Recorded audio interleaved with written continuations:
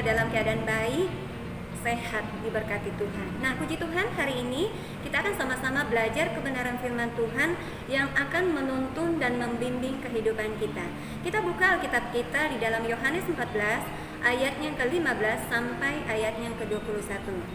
Namun di sini saya akan bacakan di ayat yang ke-15 dan 21.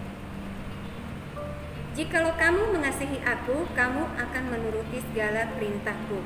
Ayat yang ke-21.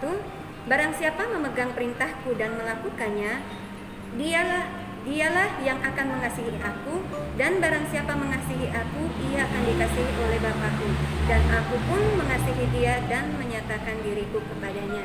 Nah, saudara, melalui kebenaran firman Tuhan yang kita baca pada hari ini, saya akan mengambil judul atau tema tanda orang yang mengasihi Tuhan.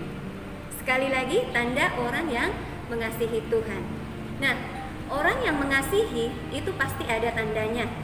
Contohnya, orang yang lagi jatuh cinta. Mungkin saudara yang melihat acara hari ini ada yang sedang jatuh cinta, atau mungkin kita punya anak di rumah yang lagi jatuh cinta, atau mungkin juga kita punya teman-teman yang lagi jatuh cinta. Nah, biasanya kalau orang yang lagi jatuh cinta itu pasti ketahuan. Kenapa? Karena banyak perubahan-perubahan yang kita lihat yang tidak seperti biasanya. Contohnya, orang yang lagi jatuh cinta misalnya, tadinya orang itu tidak suka mandi, tiba-tiba jadi rajin mandi. Atau mungkin tadinya itu tidak pernah namanya pakai parfum, rambutnya acak-acakan, tiba-tiba dia jadi rajin beli pakai parfum, rambutnya sudah mulai pokoknya keren lah. Nah, tanpa mereka beritahu kepada kita bahwa mereka sedang menyukai seseorang, pasti kita bisa lihat karena ada perubahan-perubahan yang tidak seperti biasanya. Nah, begitu pula dengan orang yang mengasihi Tuhan. Orang yang mengasihi Tuhan itu pasti ada tandanya. Berbeda dengan misalnya begini, ada orang yang sakit, tetapi orang itu kita tidak tahu bahwa dia itu sakit. Ada juga orang yang punya banyak masalah, tetapi orang itu kita tidak tahu bahwa orang itu banyak masalah. Tetapi orang yang jatuh cinta itu pasti ada cirinya. Nah, saya katakan tadi contohnya orang yang pacaran. Nah, demikian pula dengan kita kepada Tuhan. Seseorang yang mengasihi Tuhan itu pasti ada cirinya atau ada tandanya. Nah, langsung saja kepada yang pertama kita akan lihat. Tanda pertama orang yang mengasihi Tuhan. Yang pertama, tanda orang yang mengasihi Tuhan adalah orang itu ingin selalu dekat dengan Tuhan. Itu tanda pertama. Orang yang mengasihi Tuhan, dia pengen selalu dekat dengan Tuhan. Kembali lagi di contoh tadi, orang yang lagi jatuh cinta. Orang yang jatuh cinta itu pasti pengennya ketemu terus, betul enggak? Ya kan? Kadangkala baru ketemuan, pengen ketemuan, baru habis teleponan pengen lagi menelpon. Pengen terus dekat dengan orang yang dia cintai. Nah, begitu pula dengan orang yang mengasihi Tuhan. Orang yang mengasihi Tuhan pasti pengennya selalu dekat dengan Tuhan. Dia punya hubungan yang sangat erat dengan Tuhan. Dia punya hubungan yang sangat intim dengan Tuhan. Contohnya, atau mungkin tanda orang yang dekat dengan Tuhan misalnya, orang yang dekat dengan Tuhan itu dia pasti punya waktu untuk Tuhan. Amin. Dia pasti punya waktu atau jam-jam untuk bersekutu dengan Tuhan, untuk membaca kebenaran firman Tuhan. Banyak orang berkata begini, saya mengasihi Tuhan, buktinya ini kalung salib saya. Banyak orang berkata, saya mengasihi Tuhan karena saya ke gereja. Saya mau bilang kepada kita semua, orang yang memakai kalung salib atau orang yang ke gereja belum tentu dia mengasihi Tuhan. Betul? Banyak orang yang ke gereja bukan karena dia mengasihi Tuhan, tetapi karena mungkin dia menyukai dengan orang-orang yang ada di gereja. Ada juga yang ke gereja karena pusing di rumah terus mamanya ngomelin karena tidak ke gereja, bapaknya ngomelin akhirnya ke gereja. Ada juga suami-suami datang ke gereja karena pusing dengar mulutnya istrinya ngoceh terus gara-gara tidak ke gereja, akhirnya daripada dia ngomelin mendingan ke gereja. Jadi saya mau bilang bahwa tidak semua orang ke gereja, tidak semua orang yang memakai kalung salib itu mengasihi Tuhan. Tetapi yang jelas dikatakan kalau orang yang mengasihi Tuhan pasti dia selalu ada waktu untuk bersekutu dengan Tuhan. Dia selalu ada waktu untuk membaca kebenaran firman Tuhan. Itu tanda yang pertama. Nah, tanda yang kedua, ciri orang yang mengasihi Tuhan atau tanda orang yang mengasihi Tuhan, yaitu yang kedua, ia mau melakukan kebenaran firman Tuhan. Melakukan kebenaran firman Tuhan ini adalah perintah Tuhan. Dalam pembacaan kita tadi dalam Yohanes, di situ 3 kali dikatakan oleh Tuhan bahwa jikalau engkau mengasihi aku, maka engkau melakukan firman-Ku. Nah, saudara, Tuhan berkata bahwa kalau kau memang betul-betul mengasihi aku, berarti engkau mau melakukan firman-Ku. Melakukan kebenaran firman Tuhan di sini, ya, bukan suka-suka hati kita. Oh, kalau hati saya senang, saya mau lakukan firman Tuhan. Kalau lagi nggak mau, enggak.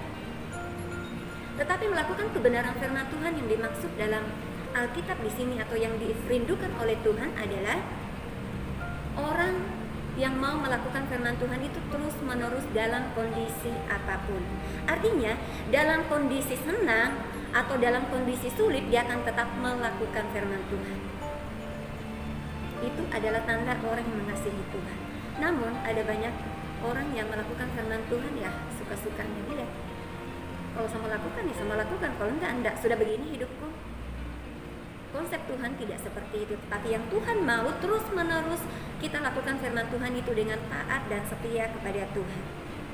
Sebenarnya ada banyak contoh-contoh yang mungkin bisa kita ambil dalam Alkitab, atau mungkin banyak contoh-contoh yang bisa kita ambil di sekeliling kita, namun saya tidak akan sampaikan di sini, mungkin lain kali di pertemuan berikutnya. Tetapi satu hal yang saya mau beritahu kepada kita bahwa tanda orang yang mengasihi Tuhan mau melakukan firman Tuhan. Kembali lagi kepada contoh yang orang lagi jatuh cinta. Orang lagi jatuh cinta, misalnya contoh pas kekasihnya itu tidak suka, misalnya contoh nonton bola. Tetapi karena dia pacaran dengan orang yang suka nonton bola, akhirnya mau tak mau, karena diajak oleh pacarnya, mau tak mau dia akan suka. Nah, demikian pula dengan Tuhan. Dikatakan bahwa kita mengasihi Tuhan berarti kita harus buktikan bahwa kita mengasihi Tuhan berarti kita mau melakukan firman-Nya. Karena kita berkata, saya mengasihi Tuhan, tapi saya tidak mau lakukan firman Tuhan. Saya mau katakan bahwa itu munafik. Sorry kalau saya bilang begitu. Banyak orang berkata, saya mengasihi Tuhan, tetapi seperti saya katakan tadi, tidak mau bersekutu dengan Tuhan, tidak mau membaca kebenaran firman Tuhan. Berarti kita munafik. Nah, saudara yang diberkati oleh Tuhan, jadi yang saya katakan tadi, yang pertama, ciri orang mengasihi Tuhan yaitu selalu ingin dekat dengan Tuhan, dia punya waktu untuk bersekutu dengan Tuhan, dia punya waktu untuk baca firman Tuhan, dan yang kedua, tanda yaitu mau melakukan kebenaran firman Tuhan dalam kondisi apapun. Selanjutnya, yang ketiga, tanda orang yang mengasihi Tuhan yaitu ia setia melakukan pekerjaan-pekerjaan Tuhan. Apa pekerjaan-pekerjaan Tuhan bagi kita? Ada banyak pekerjaan-pekerjaan Tuhan yang Tuhan mau untuk kita kerjakan dalam hidup kita. Bahkan firman Tuhan di bagian kitab lain berkata seperti ini, apapun yang kamu lakukan, lakukanlah untuk Tuhan. Artinya begini, setiap apapun yang kita lakukan, lakukanlah untuk kemuliaan bagi nama Tuhan. Mungkin pekerjaan-pekerjaan Tuhan lainnya, misalnya kita semua diberi talenta oleh Tuhan, dan Tuhan mau kita pakai untuk melayani Tuhan. Banyak orang berkata seperti ini, pelayanan itu bukan tugas saya. Pelayanan itu tugasnya mungkin orang-orang yang sudah keluar dari sekolah Alkitab. Saya mau bilang kepada kita pada saat ini bahwa di dalam Alkitab Tuhan tidak pernah berkata seperti ini, orang yang melayani aku hanya orang yang sudah sekolah Alkitab. Tetapi firman Tuhan berkata bahwa setiap orang percaya harus siap melayani aku. Nah, saudara yang diberkati oleh Tuhan, sekali lagi saya mau bilang kepada kita, Tuhan memberikan talenta masing-masing bagi kita yang berbeda-beda. Tuhan mau selagi masih ada kesempatan, selagi masih ada waktu, pakailah untuk melayani Tuhan. Bahkan dikatakan apapun yang kamu lakukan, mungkin itu bukan di gereja, di mana saja, bisa kita di tempat kerja, atau mungkin di rumah kita, atau di lingkungan di mana kita tinggal. Tuhan mau berkata bahwa setiap tindakan kita, setiap perbuatan kita, biarlah mempermuliakan nama Tuhan. Karena karena itu adalah pekerjaan-pekerjaan Tuhan. Nah, pertanyaan bagi kita semua, kenapa banyak orang sulit untuk mengasihi Tuhan? Jawabnya sederhana, karena tidak mengenal Tuhan dengan benar. Sekali lagi, kenapa banyak orang sulit untuk mengasihi Tuhan? Jawabnya karena tidak mengenal Tuhan dengan benar. Padahal, kalau kita mengenal Tuhan dengan benar, pastikan bahwa kita bisa mencintai Tuhan, kita bisa mengasihi Tuhan. Dan tahukah saudara bahwa ketika kita mengasihi Tuhan itu banyak keuntungan-keuntungan yang akan diberikan kepada kita, yang akan kita dapatkan ketika kita mengasihi Tuhan. Nah, dalam pembacaan kita tadi, di situ Tuhan berkata kepada murid-muridnya, bahkan kepada orang-orang yang mengikuti dalam pelayanannya pada waktu itu, bahwa aku akan pergi kepada Bapa, tetapi aku tidak akan meninggalkan engkau seorang diri, atau meninggalkan engkau seperti anak yatim piatu yang tidak punya pengharapan. Tetapi Tuhan berkata bahwa aku akan mengirim penolong bagi kamu untuk menyertai kamu. Bahkan firman Tuhan di bagian lain, dia berkata begini, aku akan menyertai engkau sampai akhir zaman. Nah, apapun kondisi yang kita alami pada saat sekarang ini, firman Tuhan berkata kepada kita bahwa Tuhan sudah mengirim penolong bagi kita. Ia akan selalu ada bagi kita. Ia akan selalu menyertai kita. Kata menyertai di sini bukan menyertai kita dalam kondisi yang baik-baik saja. Pada saat ekonomi kita di atas, kesehatan kita di atas, anak-anak kita di atas dalam artian berhasil, rumah tangga kita aman.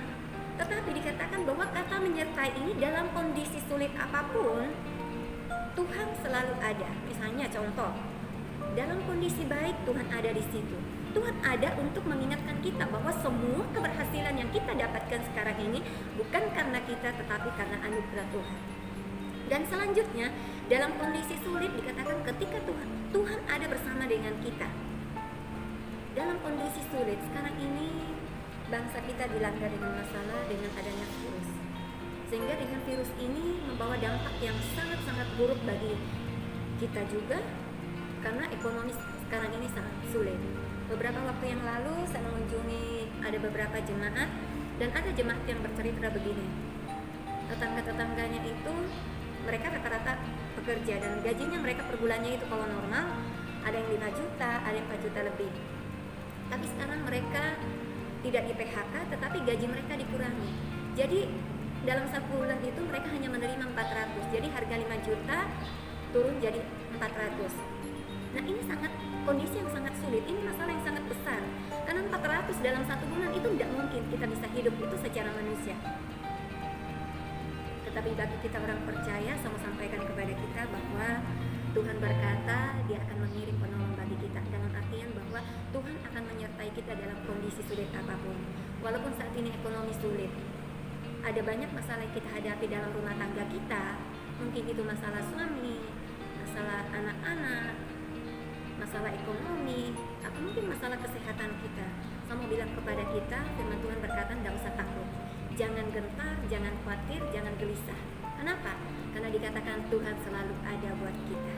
Artinya dalam kondisi apapun Tuhan selalu bersama-sama dengan kita. Ketika kita dalam susah, dikatakan Dia akan memberikan kekuatan kepada kita. Bahkan dikatakan bukan cuma memberikan kekuatan, tetapi Dia akan menyelesaikan semua masalah kita. Masalah kebutuhan jangan khawatir, Tuhan pasti cukupkan. Firman Tuhan berkata di dalam Matius 6, burung di udara Tuhan pelihara, apalagi kita ciptaan tangan Allah yang mulia. Pastikan Tuhan pelihara kita. Sekian firman Tuhan pada saat ini. Tuhan memberkati kita. God bless you all.